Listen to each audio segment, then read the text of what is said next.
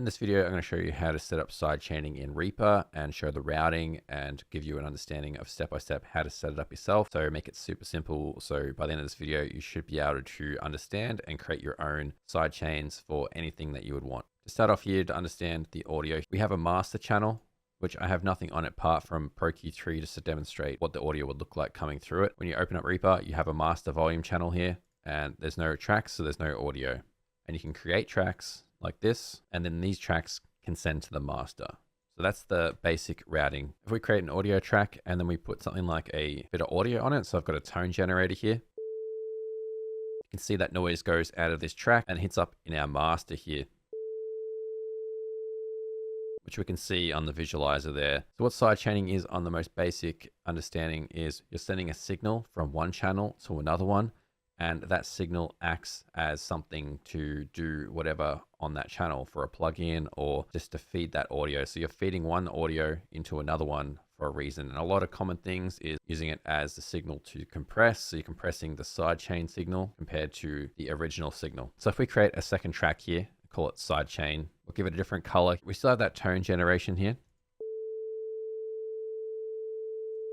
which sends to the master channel. And you can see here in the routing button, if we click that it sends to the master. So we can untick that or alt click it.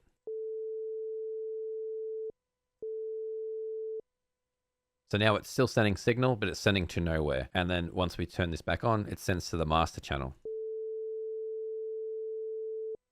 So if I remove that tone generation signal from that audio track and I put it on this sidechain track, it's basically the same thing as this. We've just made the same thing, but moved it to a different track. But if I turn off the master send for this track, so I unclicked it and it's going nowhere. And if we open up the master, you can see there's no tone. In Reaper, you can actually just drag and drop from one track to another. So I've dragged it to this audio track here. You can see it's sending to two channels here. So it's going from this channel to this channel here, this audio track. And we have the master turned off on the audio track. But if I click it back on,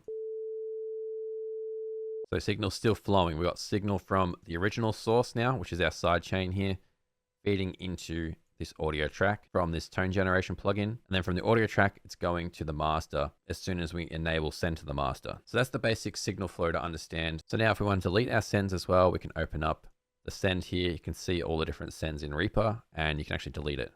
So now that's gone. So basically the signal's still going through that original sidechain sending track there, this tone, and it's not going anywhere. It's just getting stopped at the point of its own track. So if you actually want to use this in a way for sidechaining, so we have the audio track here. I'm going to open up a synth.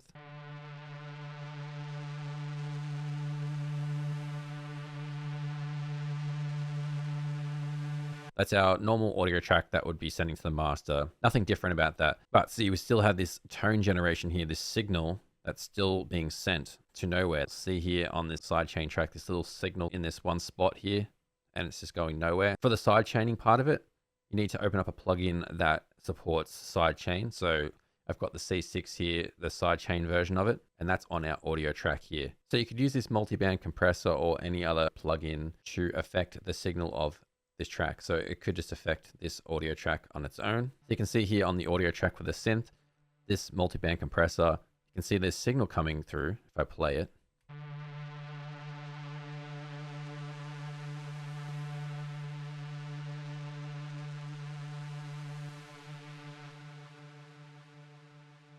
You can see all these different thresholds were getting lit up because that signal takes up the whole frequency band. So it'll compress and it'll compress on all different bands that you'd want. So you could move them around, pull them down and compress in a multi-band way. That's just using the normal way that you would use compression. But if we want to sidechain this tone generation, so that signal that's going through here, just utilizing that. So the compressor only works for that signal. Their sidechain track, as you can see here, it's not sending to the master. There's a signal, but it's not going anywhere. We can actually drag that routing button onto a sidechain channel like this one here for our synth. So we drag it on top of the plugin and you can see it creates a sidechain here. So it says here 3 and 4.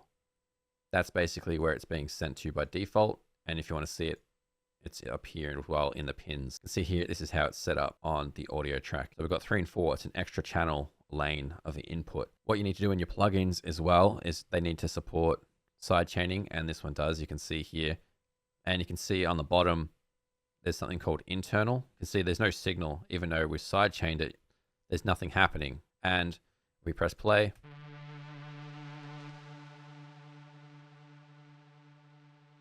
You can see that the bands are still acting from the original track, the synth, like all the different frequencies. What you're going to notice is the threshold is going to be set on internal because it's going to be compressing the whole frequency of the synth.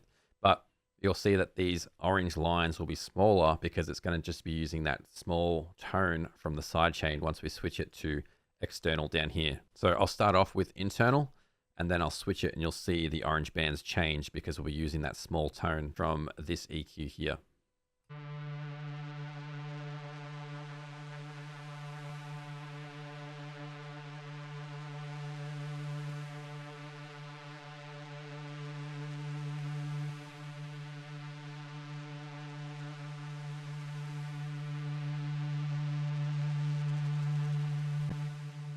And also you'll notice now it's actually working. You can see, because you can sort of see it visually that this is louder here because of that frequency, and it's still coming through here. And if I hit mute on the sidechain track with that tone, you'll see that the sidechain stops working and it stops ducking in this middle section.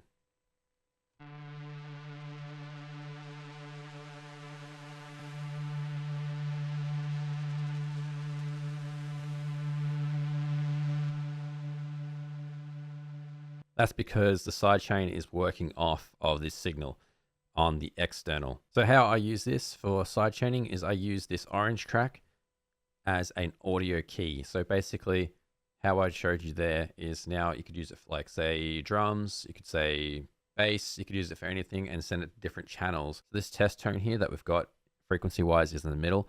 So if it was like a kick drum or something, it's going to be lower in the frequency bands. So if we drop it down in octaves, you can see here, this is somewhere where the bass would sit, or, you know, the kick drum. If we wanted to duck the bass, like a sort of making room for the kick, this audio key here, if we pretend this is a kick drum, that could be our kick key. And because we set up the sidechain here, if we play our synth, it's going to duck this low band and leave these high bands alone.